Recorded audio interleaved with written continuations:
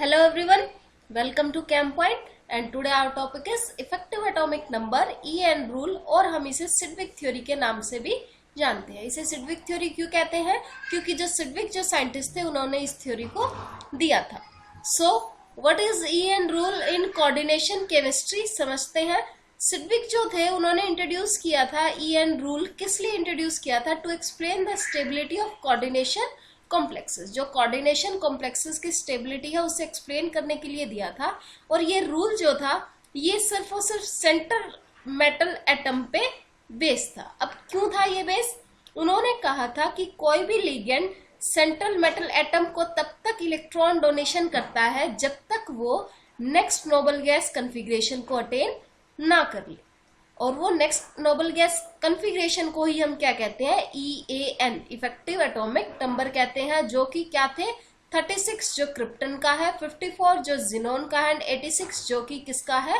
Radon का है। तो उन्होंने माना था अगर कोई भी कोऑर्डिनेशन कॉम्प्लेक्स अगर इन 3 नंबर को फॉलो करता है, मतलब कि कोई कोऑर्डिनेशन कॉम्प्लेक्स अगर उसका टोटल इलेक्ट्रॉन काउंट 36 आता है तो वो क्या है? स्टेबल है। अदरवाइज वो क्या है? अनस्टेबल। 54, 86 या 36 में से अगर कुछ इलेक्ट्रॉन काउंट आता है उस कोऑर्डिनेशन कॉम्प्लेक्स का तो वो स्टेबल माना था। बाकी क्या माने थे उन्होंने? अनस्टेबल। बट ये एक लिमिटेशन थी, आगे जाके हम इसको देखेंगे। बट अभी हम देखते हैं कि EN रूल को काउंट कैसे करते हैं। तो EN rule equals to atomic number of metal atom minus उनकी oxidation state plus 2 into number of ligand. इसे कोई रटने की जरूरत नहीं है, जब हम सॉल्व करेंगे तो ऑटोमेटिकली इसे समझ जाएंगे। बस एक चीज आप यहाँ देखिए, 2 इंटू नंबर ऑफ लिगेंड। अब 2 क्यों किया है? क्योंकि देखिए कोऑर्डिनेशन केमिस्ट्री की बात कर रहे हैं और कोऑर्डिनेशन केमिस्ट्री में हमें पता है कोऑर्डिनेट बॉन्ड बनता है। लिगेंड मेटल को क्या करता है? इलेक्ट्रॉन डोनेट करता है। अब देखिए कोऑर्डिनेट बॉन्ड कब बनेगा? जब लिगेंड मेटल को क्या देगा? इलेक्ट्रॉन पेयर देगा। इलेक्ट्रॉन पेयर देने में तो कोऑर्डिनेट बॉन्ड बनता है। तो ऑटोमेटिकली कितने इलेक्ट्रॉन दे रहा है? 2 इलेक्ट्रॉन दे रहा है। तो हमेशा किससे मल्टीप्लाई होगा? 2 से मल्टीप्लाई होगा। ठीक है, ये रटने की बात नहीं है, इसे समझ के करेंगे। सो देखिए अब EN रूल को कैलकुलेट कैसे करते हैं। EN रूल आयरन का कैलकुलेट करना है फॉलोइंग कॉम्प्लेक्स में। हम इसे ऐसे भी लिख सकते हैं FeCN6 4 positive 4 negative, sorry 4 negative, positive नहीं आएगा। क्यों? क्योंकि K4 K क्या है? पॉजिटिव है। तो 4 पॉजिटिव किसको बैलेंस कर रहा होगा? 4 नेगेटिव को बैलेंस कर रहा होगा। तो इसे हम हटा के क्या लिख सकते हैं? 4 नेगेटिव भी लिख सकते हैं। अब आयरन का एटॉमिक नंबर क्या है? What is atomic number of iron? कितना? 26 इलेक्ट्रॉन। अब मेन बात क्या है? EN रूल को निकालने के लिए आपको क्या आनी चाहिए? ऑक्सीडेशन स्टेट निकालनी आनी चाहिए। तो ऑक्सीडेशन स्टेट निकालने का फॉर्मूला होता है C = M+L। आप इस फॉर्मूले से करें, आपको कभी कोई भी चीज रटनी नहीं पड़ेगी। देखिए C क्या होता है? Charge of the coordination sphere. कितना चार्ज है? -4 इक्वल्स टू वो मेटल जिसकी इलेक्ट्रॉनिक ऑक्सीडेशन स्टेट आपको निकालनी है। क्या है? एक ही मेटल है, उसको हम क्या मान लेते हैं? X। अगर 2 आयरन होते तो 2X मानते। Plus L charge of the ligand. एक साइनाइड -1, कितने साइनाइड है? 6। तो कितना हो जाएगा? -6। X = +6 - 4 इक्वल्स टू X की वैल्यू कितनी आ गई? +2।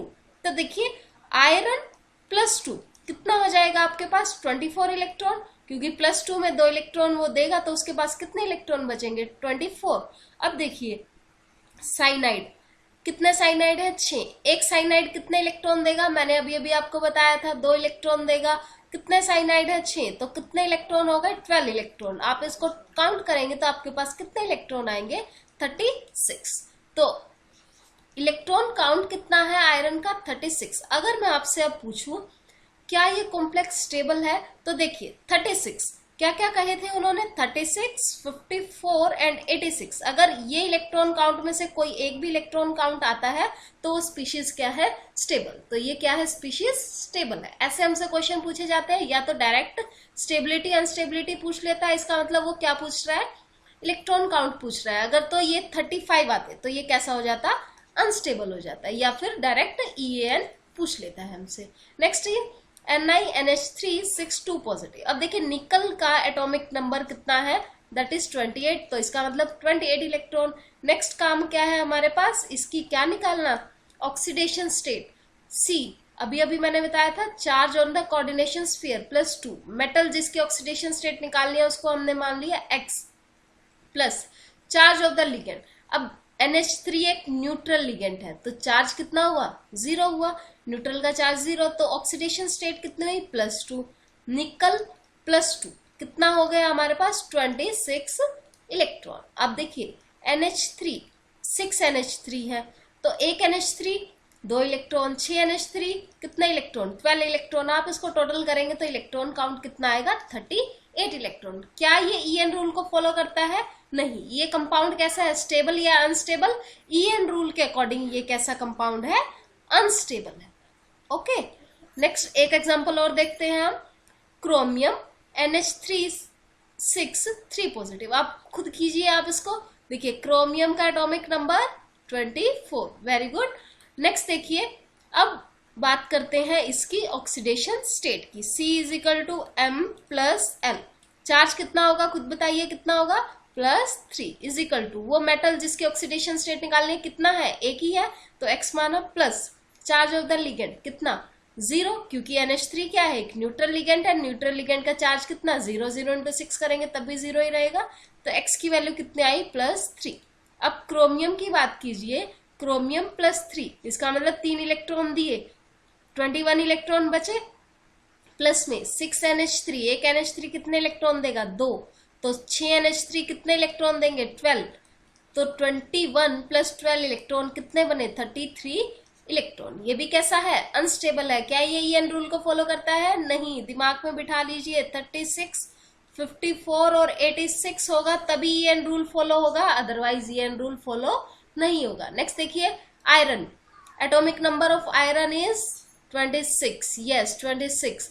नेक्स्ट, अब डायरेक्ट भी आप कर सकते हैं, देखिए ऑक्सीडेशन स्टेट की बात करें, इसको x माने, इसका चार्ज 0, यहाँ कोई चार्ज नहीं है तो x की वैल्यू कितनी हुई, 0 हो गई। आप एक दो बार इसको अप्लाई कर लें तो आप डायरेक्ट यहीं से कैलकुलेट कर सकते हैं ऑक्सीडेशन स्टेट को। तो आयरन की ऑक्सीडेशन स्टेट कितनी हुई, 0, तो आयरन 0 ऑक्सीडेशन स्टेट में कितना रहेगा, 26 ही रहेगा। अब देखिए कितने CO है, 5 कोबाल्ट लिगेंड है, तो सॉरी कोबाल्ट नहीं है, सॉरी ये कार्बोनिल है, ये होता है कोबाल्ट, कोबाल्ट तो एक मेटल होता है, और ये क्या है, कार्बोनिल। कार्बोनिल तो क्या है, एक लिगेंड है जो OMC में यूज करते हैं, ऑर्गेनोमेटेलिक केमिस्ट्री में हम यूज करते हैं। तो ये कार्बोनिल है, 5 × कार्बोनिल, एक कार्बोनिल कितने इलेक्ट्रॉन, हमेशा याद रखिए, कंफ्यूज ना हो, जो भी लिगेंड होगा वो कितने इलेक्ट्रॉन देगा, 2 देगा, क्योंकि हम किसकी बात कर रहे हैं, कोऑर्डिनेशन केमिस्ट्री की। तो 2 इलेक्ट्रॉन देंगे × 5, कितने हो गए, 10 इलेक्ट्रॉन, 26 + 10 इलेक्ट्रॉन कितना होगा, 36 इलेक्ट्रॉन। क्या ये EN रूल को फॉलो करता है, जी हाँ ये EN रूल को फॉलो करता है। क्या ये स्टेबल है, यस, EN रूल के अकॉर्डिंग ये क्या है, स्टेबल है। ओके, नेक्स्ट देखिए, PdCl4 2 नेगेटिव। अब PD का atomic number, what is the atomic number of PD, atomic number of PD is 46, palladium का एटॉमिक नंबर 46। अब बात करते हैं किसकी, इसकी ऑक्सीडेशन स्टेट की, तो C=M+L, चार्ज कितना, -2, स्फीयर पे चार्ज कितना, -2 x। अब देखिए लिगेंड, एक क्लोरीन -1, 4 क्लोरीन -4, तो x की वैल्यू अगर हम बात करें +4 - 2 = x, x की वैल्यू कितनी आ गई, +2। तो PD 2 positive which is equal to what, 44, 2 electron दे देगा तो 44 इलेक्ट्रॉन ही बचेंगे। कितने Cl है, 4 Cl है, 4 Cl। अब देखिए किसी के माइंड में ये क्वेश्चन होगा कि Cl तो -1 का होता है, तो यहाँ पे Cl जो है 2 इलेक्ट्रॉन कैसे कंट्रीब्यूट, देखिए वो क्या है, वो उसका चार्ज है। यहाँ क्या काउंट कर रहे हैं हम, उसका इलेक्ट्रॉन कंट्रीब्यूशन। और मैंने आपको बताया कोऑर्डिनेशन केमिस्ट्री में कोऑर्डिनेट बॉन्ड बनेगा जो 2 ही इलेक्ट्रॉन देके बनेगा, तो यहाँ कितना होगा, 8 होगा। आप इसको प्लस करेंगे तो ये कितना होगा, 52 इलेक्ट्रॉन। क्या EN रूल को फॉलो करता है, नहीं। फिर से बताइए, EN रूल के लिए क्या क्या होता है, 36, फिर आपके पास कितना होता है 54, और फिर आपके पास कितना होता है 86, ये होते हैं EN रूल। एक और मैं आपको एग्जांपल दूं, देखिए PT NH3, अगर आप ये कर लेंगे तो समझिए आपको ये कॉन्सेप्ट आ गया, NH3 5 Cl 3 positive. Cl3 positive. जल्दी से इसको सॉल्व कर कीजिए। तो देखिए सबसे पहले Pt का एटॉमिक नंबर हमें पता हो, what is atomic number of Pt is 78। Platinum का एटॉमिक नंबर 78। नेक्स्ट काम क्या करेंगे हम, इसकी ऑक्सीडेशन स्टेट निकालेंगे। C is equal to M plus L, charge plus 3, metal जिसकी ऑक्सीडेशन स्टेट निकालनी है प्लस। अब देखिए ये कैसा है, न्यूट्रल है, इसका क्या चार्ज -1, तो क्या चार्ज आया -1। x इज इक्वल टू -1 उधर जाएगा तो -1 क्या हो जाएगा, +1 +3 कितना हो जाएगा, +4। तो क्या ऑक्सीडेशन स्टेट +4, Pt +4 किसके इक्वल आएगा आपका 74 इलेक्ट्रॉन। अब देखिए 5 NH3 है, एक NH3 कितने इलेक्ट्रॉन देगा, 2, 5 कितना देंगे 10, तो 10 इलेक्ट्रॉन किसने दिया, NH3 ने। साथ में क्या है, एक Cl कितने इलेक्ट्रॉन देगा, 2 ही देगा। क्यों, क्योंकि ये कोऑर्डिनेट स्फीयर के अंदर है और यहाँ पे ये कोऑर्डिनेट बॉन्ड बनाएगा तो 2 ही इलेक्ट्रॉन देगा, गलती नहीं करेंगे हम यहाँ पे।